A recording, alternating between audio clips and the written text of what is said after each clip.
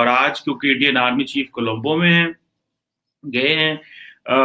کل یعنی کہ اب آپ اس کو بھی دیکھ سکتے ہیں کہ اپنا وہ ڈیلیگیشن لے کے گئے ہیں، اور اگر آپ کو یاد ہو کہ جو مترا شکتی ملٹری ایکسرسائز ہو رہی ہے اس کو بھی دیکھیں گے اور بائیلیٹرلز پہ بھی بات کریں گے، اور یہ ایک 5 دن کا آپ سمجھیں کہ جو ٹرپ ہے یہ بہت لمبا ٹرپ ہے، جس میں وہ وائڈ رینج آف ڈسکشنز کر رہے ہیں۔ اڈانی گروپ پورٹ آپریٹر ہے اور جو انڈیا کے ایک بڑے گروپ میں شمار ہوتا ہے، انہوں نے یہ اعلان کیا ہے کہ وہ ایران، پاکستان اور افغانستان سے کنٹینر کارگوز ریسیو نہیں کریں گے فرام نومبر 15۔ انڈیا کا ایک انفلوئنس ہے جو کہ مزید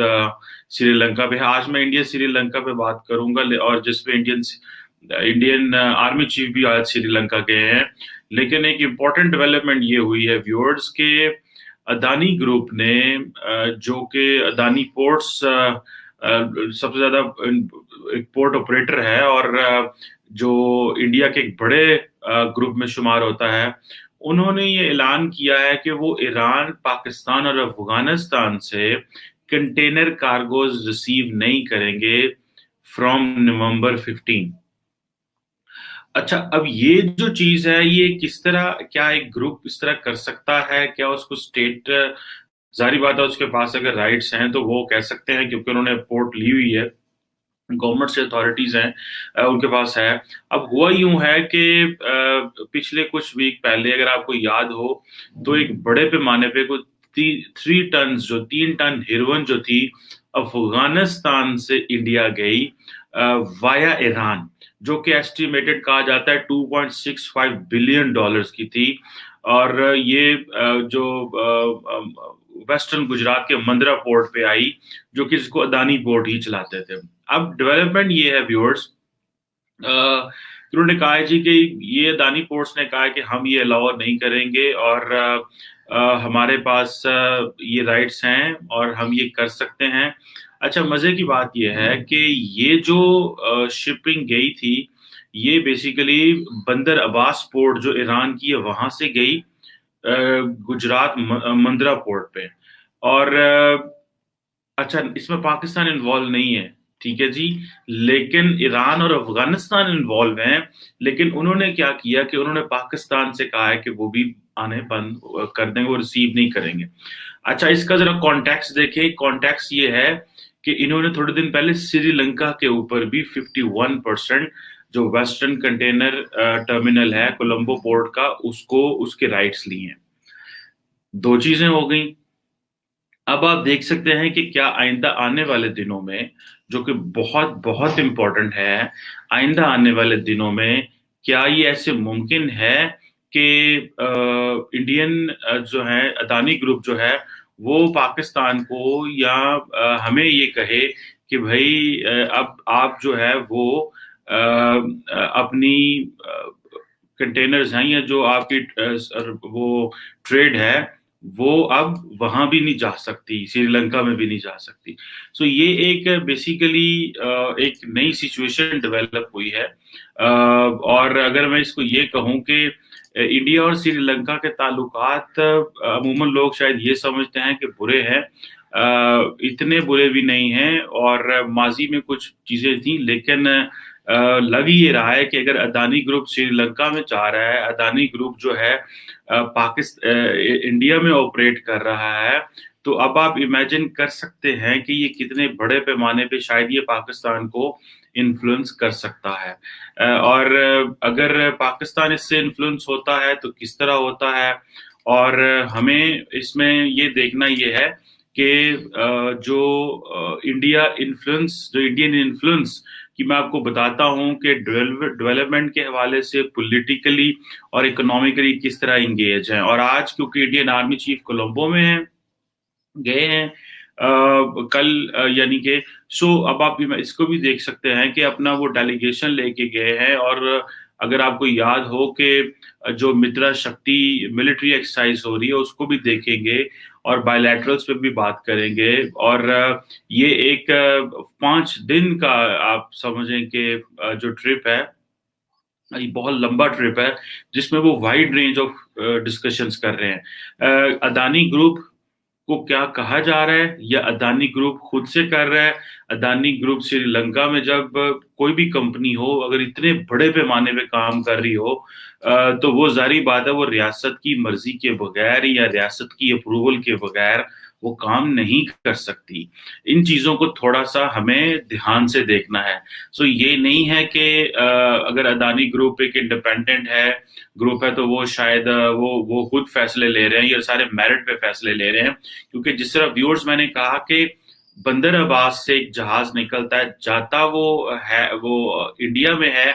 اور مزے کی بات یہ ہے کہ وہ آپ نے اس کو پاکستان کو اس میں کہہ دیا کہ جی ہم پاکستان سے اب ٹریڈ نہیں کریں گے. یہ ہے ساری اس میں سچویشن. اور بندر عباس اور اس میں کیا انڈیا جو ہے سری لنکا کے ذریعے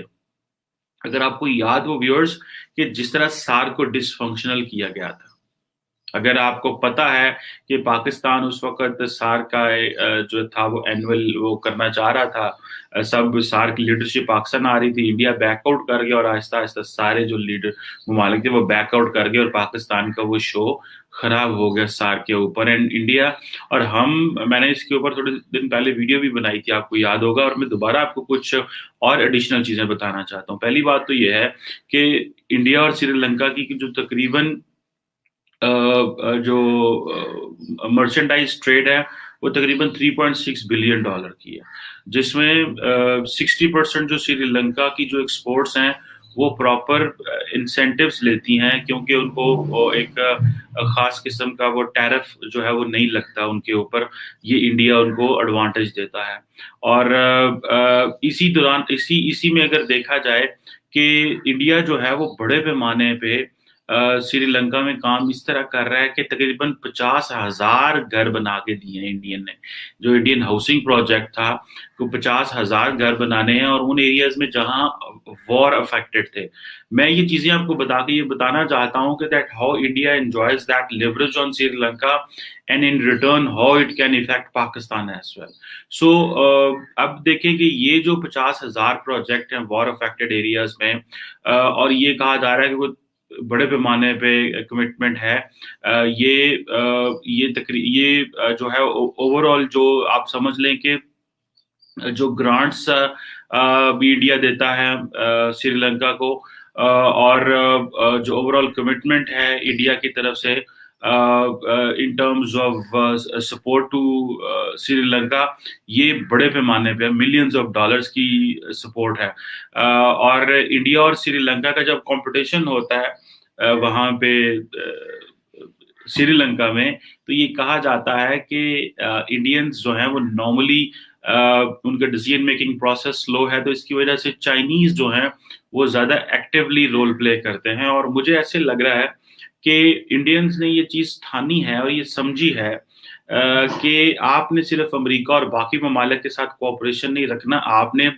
ریجنل ممالک کے ساتھ زیادہ ایکٹیو انگیجمنٹ کرنی ہے. جس طرح میں نے آپ کو بتایا کہ 50,000 گھر جو تھے وہ بنائے اور پھر بعد میں ایڈیشنل کہا جاتا ہے کہ 10,000 گھر جو تھے مزید بنائے جائیں گے. تو پہلے کوئی 1,400 کروڑ انڈین 1,400 کروڑ کی انویسٹمنٹ تھی پھر یہ اگین کو 500 کروڑ کی انویسٹمنٹ تھی. تو بڑے پیمانے پہ یہ انڈیا انویسٹمنٹ کر رہا ہے. اسی طرح ایمبولینس سروس اور بہت ساری اس طرح کی چیزیں ہیں جو انڈیا سری لنکا کو دے رہا ہے اور ماضی دے رہا ہے اور ابھی کی یہ بات نہیں ہے یہ. سو اسی طرح جو دیکھا جائے کہ بے شک وہ ریلویز کی اپگریڈیشن کا کام ہو اس میں بھی انڈیا بڑے پیمانے پہ انڈیا نے انویسٹمنٹ کی ہوئی ہے. پھر سولر پروجیکٹس میں تقریباً کوئی انڈیا نے کوئی $100 ملین کی انویسٹمنٹ ہے وہاں پہ. انڈین بینکس جو ہیں وہ وہاں پہ کافی کام کر رہے ہیں. اس کے ساتھ ساتھ وہ اپنا پیپل ٹو پیپل وہ جو کانٹیکٹ ہے وہ تو ایک ہوتا ہی ہے. انہوں نے ایک سوامی وویکانندا کلچرل سینٹر بھی کھولا ہوا ہے جو کہ انڈین ہائی کمیشن جو ہے وہ بیسیکلی اس کے ذریعے وہاں پہ زیادہ کام کرتا ہے. سو یہ اور کریڈٹ بھی اچھا ہے بھلے انڈیا نے سری لنکا کو دیا ہوا ہے ڈفرینٹ شکل میں کریڈٹ دیا ہوا ہے. ہاؤسنگ کا تو چلو ایک انہوں نے پروجیکٹ جو ہے وہ کیا تو لیکن یہ کہا جا رہا ہے کہ تقریباً $3.5 بلین کی جو گرانٹ اور ایڈ انڈین گورنمنٹ نے ڈیولپمنٹ کے حوالے سے مانی ہوئی ہے کہ ہم یہ دیں گے. جیسے میں نے آپ کو پہلے بتایا کہ جو سری لنکا ہے وہ انڈیا جو ہے وہ سری لنکا کا سیکنڈ لارجسٹ ٹریڈنگ پارٹنر ہے, اور جس میں $3.6 بلین کی جو ٹریڈ ہے وہ کی ہوئی ہے. سو آپ اس سے اندازہ لگا سکتے ہیں کہ آئندہ آنے والے دنوں میں کیسے India they want to get a hold over Sri Lanka. اور جس طرح Indian army chief Sri Lanka کے اندر موجود ہیں, اور جس طرح وہ اب ایک تو چلو ملٹری جو انگیجمنٹ ہے, دوسرا یہ ہے کہ جیسے میں نے پہلے کہا تھا کہ یہ they are looking Sri Lanka from an Indo Pacific lens. اور when India engages with the regional countries, it engages for two reasons. One, ایک تو to minimize the role of Sri Lanka, Sri Lanka کہہ رہا ہوں چائنا کے رول کو مینیمائز کرنے کے لیے